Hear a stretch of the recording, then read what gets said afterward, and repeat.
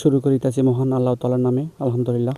আমরা এখন মেয়র হানিফ এলাকায় আছি, তাই ছোট্ট একটি ব্লগ ভিডিওর মাধ্যমে আপনাদের সাথে তুলে ধরতেছি আজকের ভিডিও। আজকে হানিফ এলাকার চিত্র আসলে ঢাকা জ্যামজট কাটানোর জন্য মূলত হানিফ এলাকার করা কাজলা থেকে শুরু করে ওখানে হচ্ছে আপনাকে চাঙ্গারপোল, তো অর্থাৎ ঢাকা মেডিকেলের প্রবেশ পথেই একদম গোড়া দিয়েই আপনারা চাইলে দুইটা রাস্তা ব্যবহার করতেন। অন্য অন্য রাস্তা আছে, শাখা উপশাখা অনেকগুলো আছে। আসলে আনন্দের বিষয় হলো এটাই, এই হানিফ লাইব্রেরি প্রবেশ করার পরে সময় আপনাকে কোনো পে দিতে হবে না, নির্ধারিত যেই চার্জ সেটা দিতে হবে না। আপনাকে যেই গন্তব্যে নামবেন ওই গন্তব্যে নামার সময় আসলে আমাদের পে করতে হবে, টাকাটা দিতে হবে। প্রাইভেটের একরকম, বাসের আরেক রকম, পিকআপের আরেক রকম, লরির আরেক রকম, কন্টেনার এগুলো আরেক রকম, এক এক রকম। আবার ব্যান্ডের বিভিন্ন গাড়ির বিভিন্ন রকম। আসলে এটা আমাদের জন্য অনেক ভালো হয়েছে। বিশেষ করে আমরা ঢাকার থেকে শহরে ঢোকার মুখের সময় হচ্ছে আমরা বিশেষ করে যানজট পাই মোটামুটি। এখান থেকে সায়দাবাদ, ওখান থেকে হচ্ছে গুলিস্তান, ওখান থেকে হচ্ছে চাঙ্গারপোল, এই দুই জায়গায় আমরা বেশিরভাগ তিনটা জায়গায় জাম পাই। আর ঢাকার থেকে বের হওয়ার সময় আমরা এতটা জাম পাই না, এটা সকলে জানেন। আমি এখন টোল প্লাজায় আছি, এখন টোল দিব আমরা।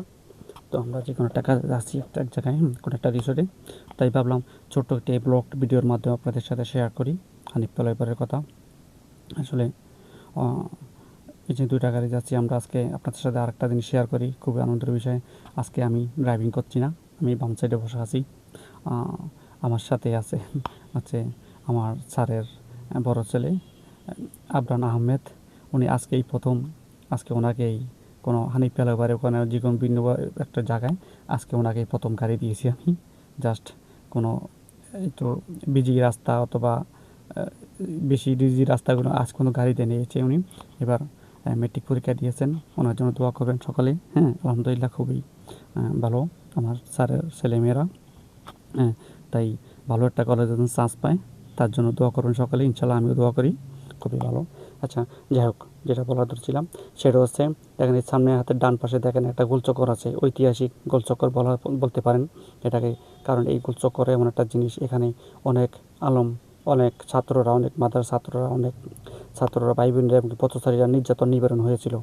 কারণ এটা নিয়ে আন্দোলন করতে গিয়ে এখানে একটা মুক্তি বসার কথা ছিল, মুক্তিটা অবশেষে বসাতে পারে নাই। যাই হোক, মুসলমানদের এমনকি আলেমদেরই জয় হয়েছে। যাক, আল্লাহ পাক যা করে ভালোর জন্য করেন। আসলে আল্লাহর মায়ের, এটা কেউই জানে না, আল্লাহর মায়ের আলমের বাইরে একটা কথাই আছে, আল্লাহ পাক যা করেন ভালোর জন্য করেন, আমাদের মঙ্গলের জন্য করেন। এটা নিয়ে আমরা শুকরিয়া, আলহামদুলিল্লাহ শুকরিয়া আদায় করতে চাই আল্লাহর কাছে।